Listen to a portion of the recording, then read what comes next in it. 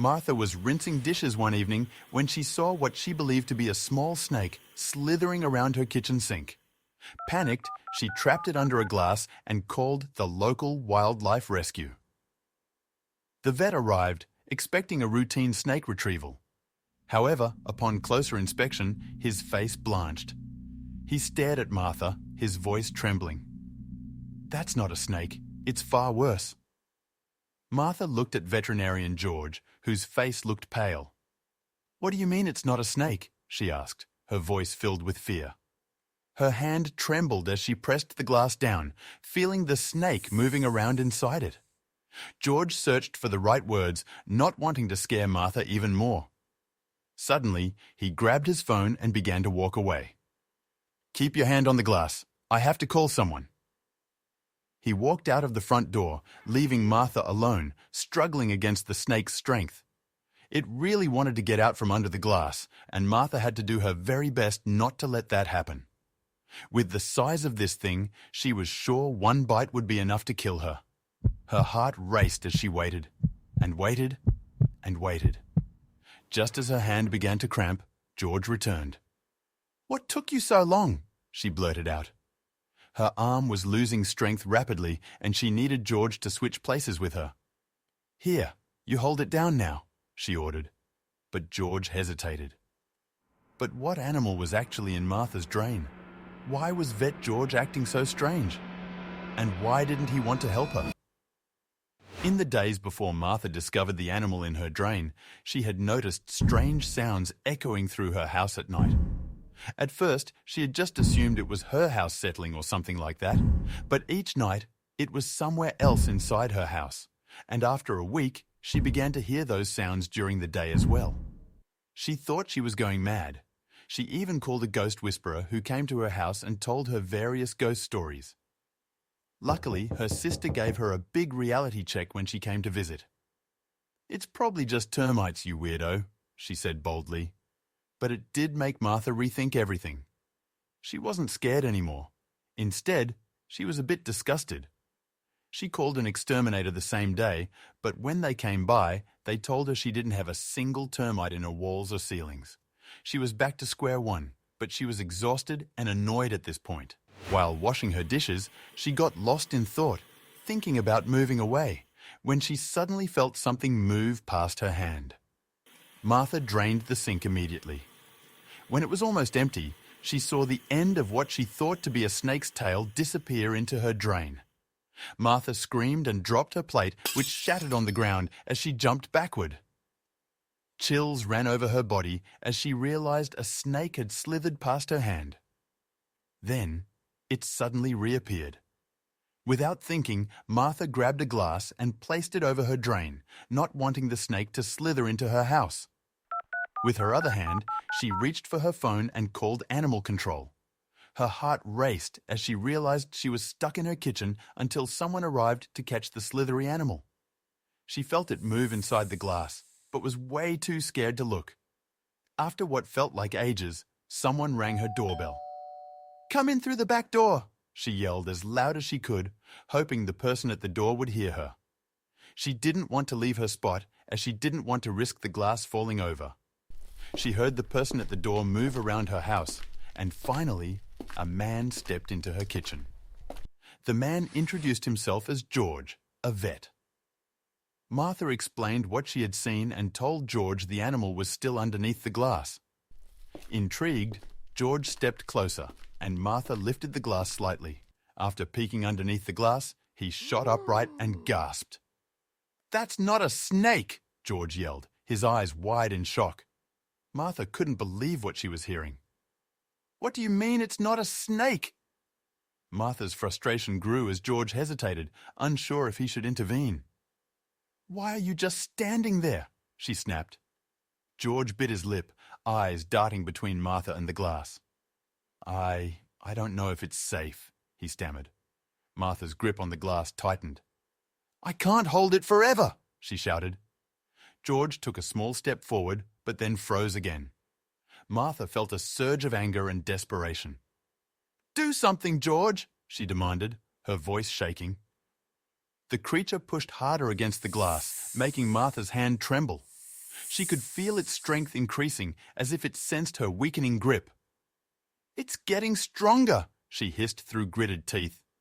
George watched in horror as the glass started to tilt.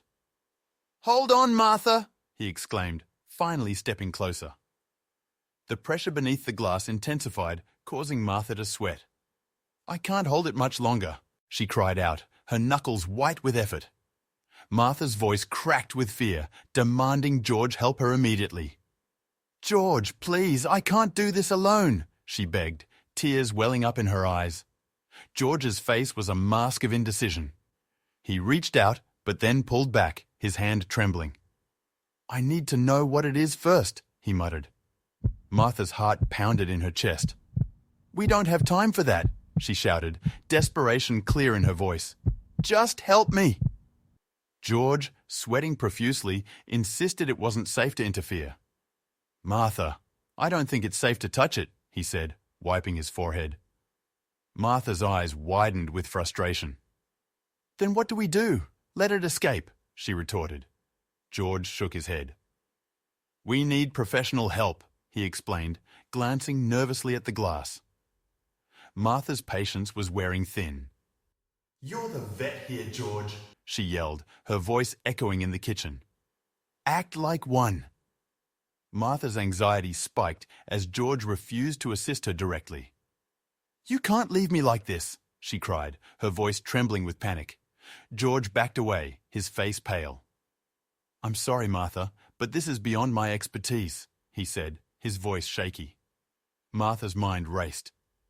The creature's movements became more aggressive, shaking the glass. She looked at George with pleading eyes. "Please, don't leave me alone with this thing," she whispered, feeling utterly abandoned. George stepped back and quickly dialed a number, speaking urgently. "Hello? Yes, this is Dr. George Carson. I need immediate assistance at 345 Maple Street," he said, his voice rising with each word. Martha's heart pounded as she tried to keep the creature contained. George continued, "It's not a snake, it's something else. Please, hurry." He hung up and glanced at Martha. "Help is on the way," he assured, but his eyes betrayed his fear. Martha's hand ached, feeling isolated and desperate for help. Her grip on the glass was slipping, and the creature's relentless pushing made it harder to hold on. "George, I can't keep this up much longer," she called out, her voice strained. George hovered nearby, looking helpless.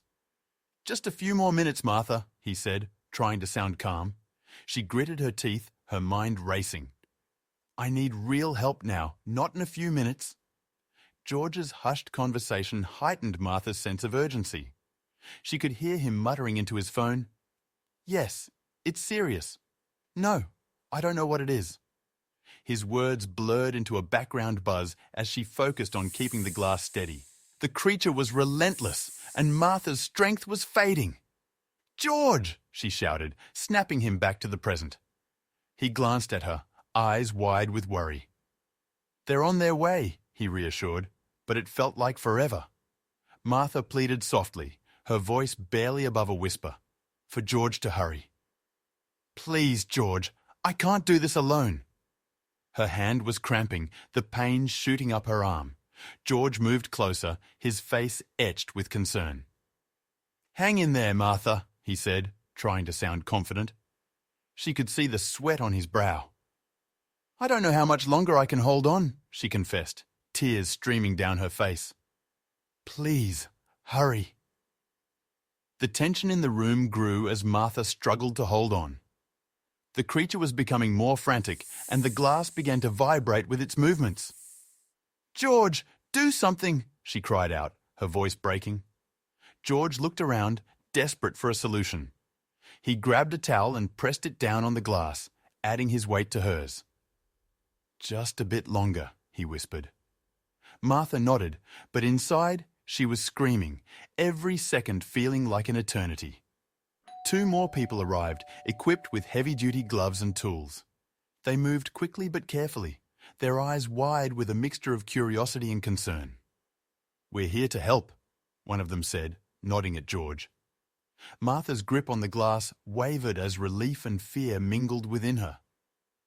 Thank goodness, she murmured. George stepped back, giving the newcomers space. This is Martha, he introduced. We need to contain this thing right away.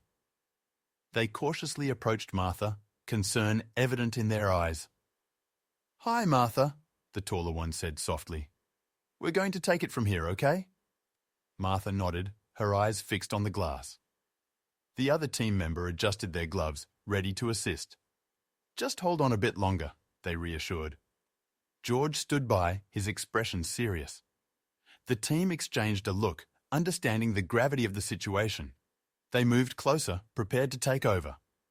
George took charge, instructing the team to contain the creature immediately. All right, here's the plan, he said, his voice firm. We need to get it into the containment box without letting it escape. Martha watched as George pointed to the tools they had brought.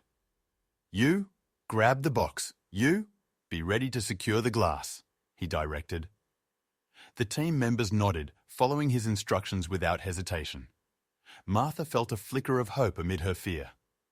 Martha's fear escalated as the team moved closer to the glass. The creature underneath seemed to sense the activity, its movements becoming more frantic. It's getting agitated, she warned, her voice trembling. George glanced at her, nodding. We're ready, he said. The team positioned themselves, tools in hand. On my count, George instructed. Martha's heart raced as they prepared to lift the glass. 1, 2, 3, George called out, and the team sprang into action. The team prepared their tools, ready to secure the mysterious creature.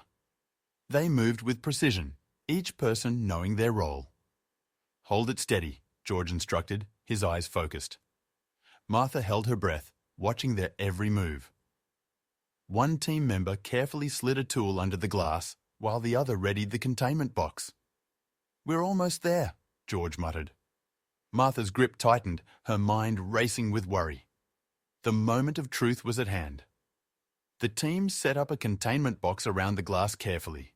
George directed them, ensuring every movement was precise. Easy now, we don't want to startle it, he warned. The box had a sliding lid that the team positioned right next to the glass. Martha watched with bated breath, her eyes darting between the team and the creature. Is it going to work? She whispered. George nodded slightly, his focus unwavering. It has to, he replied. Martha's heart pounded, her fear reaching new heights. She could feel her pulse in her throat as the team made final adjustments to the box. Almost ready, George said, his voice a low murmur. Martha's grip on the glass tightened, her hand trembling. The creature beneath the glass seemed to sense the tension, its movements growing more erratic. What if it escapes? She thought, her mind racing. We can't let that happen, she resolved silently. She asked George about the creature, her voice trembling. George, what is it? Why is it so dangerous? George glanced at her, his expression unreadable. Martha, I wish I could tell you, he said, his voice steady but serious. Right now, our priority is to contain it safely. Martha swallowed hard, nodding. Okay, but please, once it's secure, you have to explain, she insisted. George gave a tight nod, his focus already shifting back to the task. George remained silent, focusing entirely on the task at hand. He motioned for the team to proceed, his eyes never leaving the glass. Martha felt a surge of anxiety as she watched them work. The room was filled with the sound of careful movements and the occasional hushed instruction. George's concentration was intense, every action deliberate. Martha's heart raced, her fear mingling with a flicker of hope. Almost there, George muttered under his breath. The team readied themselves for a coordinated capture of the creature. George counted down, his voice calm and authoritative. On 3, lift the glass and slide the box over it, he instructed. The team nodded, their muscles tensed in anticipation. 1, 2, 3, George called out. In a swift, practiced motion, the glass was lifted and the box slid into place. Martha held her breath, watching the creature's every move. The moment of truth had arrived. The team swiftly lifted the glass, securing the creature in the containment box. In one coordinated move, they trapped it without giving it a chance to escape. Martha watched, her breath caught in her throat. The box clicked shut, and George immediately locked it. "It's done," he said, exhaling a sigh of relief. Martha finally let go of the glass, her fingers numb from gripping it so tightly. "Is it really over?" she asked, her voice shaky. Martha collapsed into a chair, her legs weak with relief. She felt the adrenaline drain from her body, leaving her exhausted and shaky. "Thank you," she murmured, her eyes closed as she tried to steady her breathing. George knelt beside her, his face still pale but composed. "You did great, Martha," he said softly. She nodded, barely hearing him over the pounding in her ears. The reality of the situation was just starting to sink in. George assured Martha that it was over, though his tone was far from comforting. "We've got it contained," he said, but his eyes darted nervously to the box. "It's safe now." Martha looked at him, searching for reassurance. "Are you sure?" she asked, her voice trembling. George nodded, but the doubt in his eyes was unmistakable. "We'll keep it secure," he promised. Martha tried to take solace in his words, but her anxiety lingered. The team locked the containment box, ensuring the creature couldn't escape. They double-checked the locks and seals, working with practiced efficiency. George supervised, his expression tense. "Make sure every latch is secure," he instructed. Martha watched from her chair, her heart still racing. "Is it really safe?" she wondered aloud. One of the team members glanced at her and nodded. "We've got it under control," they said, but Martha could see the uncertainty in their eyes. Martha watched, still shaken, as the team finalized the containment process. They moved the box to a secure location in the kitchen, setting up additional precautions. "We need to monitor it," George said, directing the team. Martha's eyes never left the box. She felt a mix of relief and lingering fear. "What now?" she asked, her voice barely above a whisper. George sighed, looking at her with a mixture of empathy and concern. "Now, we figure out what this is." Martha's initial relief faded, replaced by curiosity and frustration. She watched the team work, feeling a growing need for answers. "What was that thing?" she wondered. Her mind raced with possibilities, each more disturbing than the last. The room buzzed with activity, but Martha felt alone with her thoughts. She stood up slowly, determination setting in. She couldn't just sit there anymore. She needed to know what had invaded her home. George exchanged a glance with his colleagues, hesitant to speak. They seemed to be silently communicating, weighing the situation. Martha watched, her impatience growing. "What's the big secret?" she demanded. One of the team members nodded to George as if giving him permission. George took a deep breath, turning back to Martha. "It's not something we see every day," he admitted. Martha's frustration bubbled over. "Just show me already," she snapped. "I need to see it." Finally, George sighed and told Martha she needed to see something. "All right, come with me," he said, leading her toward the containment box. Martha followed, her heart pounding. The rest of the team gathered around, their expressions a mix of curiosity and concern. "What am I about to see?" she asked, her voice wavering. George paused, looking her in the eye. "Just keep an open mind," he said softly. Martha nodded, bracing herself for whatever was coming. The team gathered around as George prepared to reveal the truth. He carefully unlatched the containment box, his movements slow and deliberate. Martha craned her neck, trying to see inside. "Stay back for now," George instructed. Martha bit her lip, her anxiety mounting. The box lid lifted slightly, just enough for Martha to get a peek. "What is it?" she whispered, her voice barely audible. George took a deep breath. "Take a look," he said, opening it further. George carefully opened the containment box, allowing Martha to peek inside. "Be ready," he warned, his hand steady but his voice tense. Martha took a deep breath and leaned closer, her eyes widening with curiosity and fear. "What is it?" she asked softly. George lifted the lid just enough for her to see. "Look for yourself," he said. Martha peered inside, her heart pounding as she prepared for the unexpected sight. Martha gasped, recoiling at the sight of a large pink tail. It was unlike anything she had ever seen before. "What is that?" she exclaimed, stumbling back. The tail twitched slightly, sending shivers down her spine. George quickly closed the lid, sealing the box once more. "It's not a snake," he said quietly, his eyes meeting hers. Martha's mind raced, struggling to process what she had just seen. "I don't understand," she whispered. She whispered in disbelief, realizing it wasn't a snake. "It can't be," she murmured, her eyes wide with shock. George nodded solemnly. "It's not," he confirmed. Martha took a step closer, her fear mingling with curiosity. "Then what is it?" she asked, her voice shaking. George glanced at the team before speaking.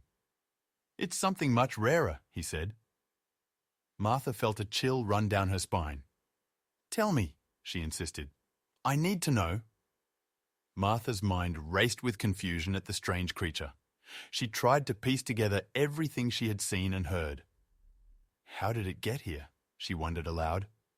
The strange sounds in her house, the mysterious movements, everything seemed connected.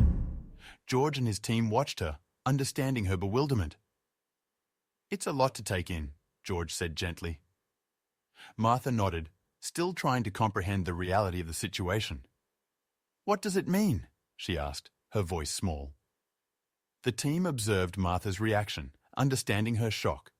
They exchanged glances, each one showing empathy and concern. George stepped forward, placing a hand on her shoulder.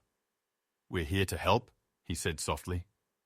Martha looked at him, her eyes filled with questions. "But what is it?" she asked again. George took a deep breath, ready to explain. "It's a creature we've rarely encountered," he began, his tone serious. The team nodded, preparing for the conversation ahead. Martha's thoughts spun as she recalled the strange sounds in her house. The scratching in the walls, the rustling in the attic. It all made sense now. She shuddered, realizing how close she had been to the creature all along. Was it living here this whole time? She wondered. George watched her intently, noticing the shift in her expression. "It's connected, isn't it?" she asked, her mind racing with memories of sleepless nights and eerie noises. She questioned George, her voice filled with fear and curiosity. "What exactly is it? How did it end up here?" Her words tumbled out, a mix of confusion and desperation. George hesitated, choosing his words carefully. "Martha, this creature is unlike anything we've seen around here," he began. Martha's eyes widened. "You have to tell me more," she insisted. George sighed, looking at his colleagues before continuing. "All right, but you need to be prepared." George hesitated before revealing the creature's true nature. He glanced at his colleagues, who nodded in silent agreement. "This isn't easy to explain," he said, taking a deep breath. Martha leaned in, her curiosity outweighing her fear. "Just tell me," she urged. George finally met her gaze. "It's more common than you think," he said slowly. Martha's heart skipped a beat. "What do you mean?" she asked, her voice barely a whisper. George continued, "It's something we've dealt with before." He explained it was more common, but equally alarming. "We've encountered similar cases," George said, trying to remain calm. "But they're rare around here."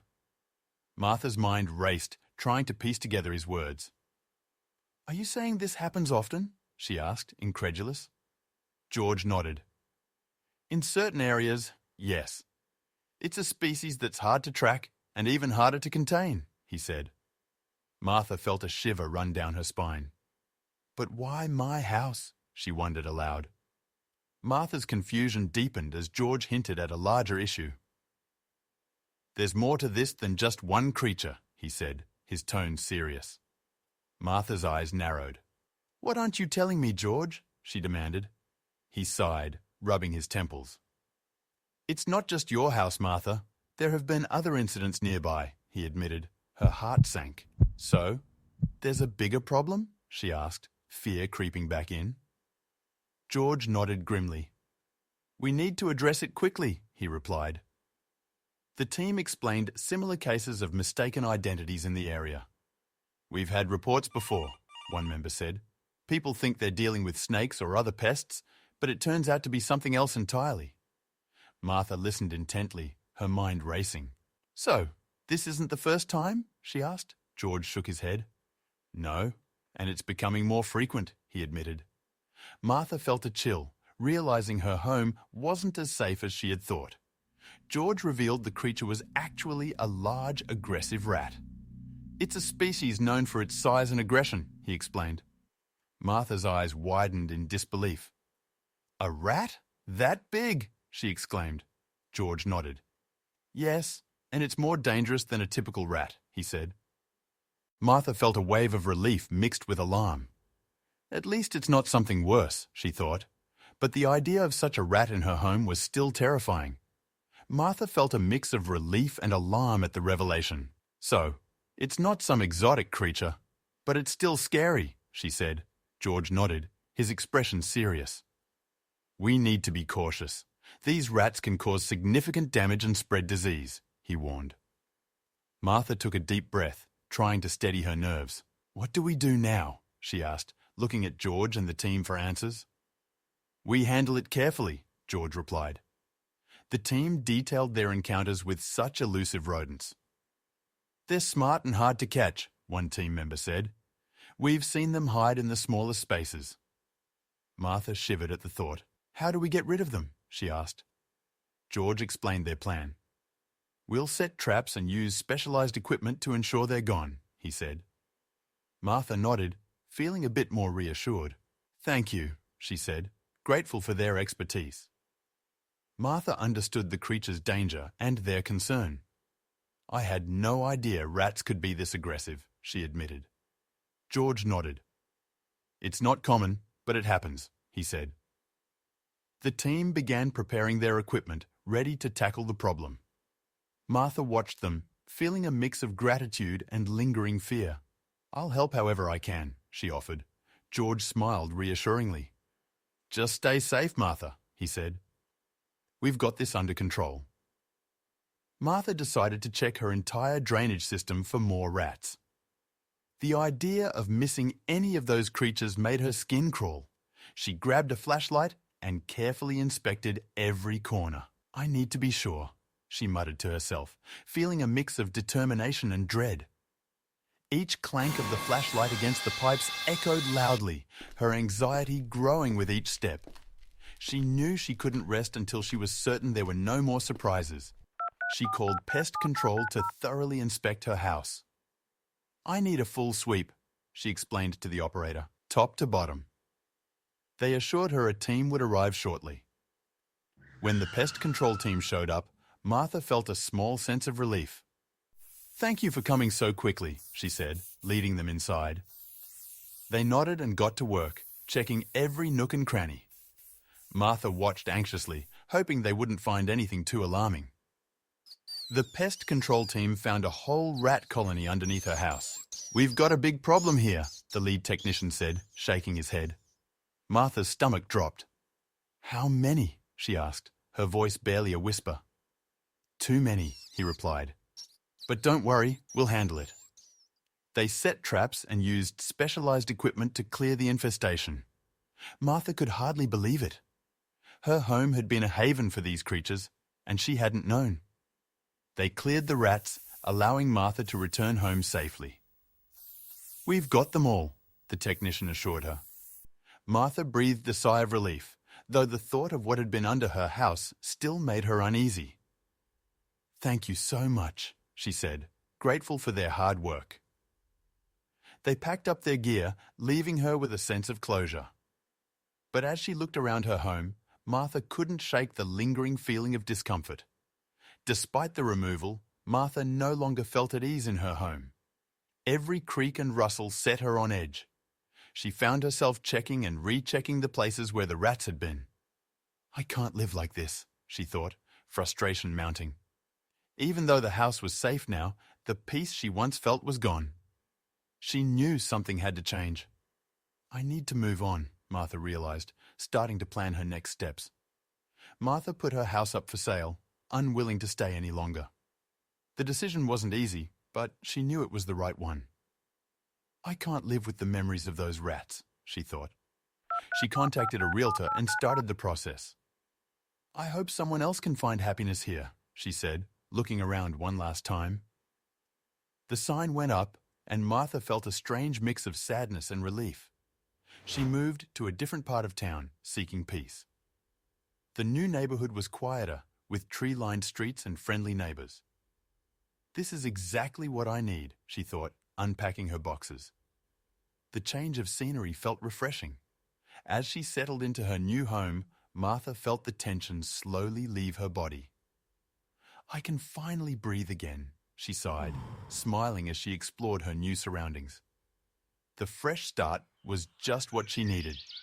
Martha found happiness living closer to a park she loved. Every morning, she took walks through the park, enjoying the serene environment. This place is perfect, she thought, watching the ducks swim in the pond. The lush greenery and open spaces brought her a sense of calm. She made new friends, joined community activities, and felt more connected than ever. I should have done this sooner, she realized, grateful for her new life. To prevent future incidents, she adopted 2 cats. Meet Whiskers and Shadow, she introduced them to her friends. The cats quickly made themselves at home, exploring every nook and cranny. You two are my little guardians, Martha joked, watching them chase each other. The presence of her new pets gave her comfort. No more rats with you around, she thought, feeling more at ease. The cats brought joy and a sense of security to her home. Martha felt more secure, knowing her cats would deter any returning rats.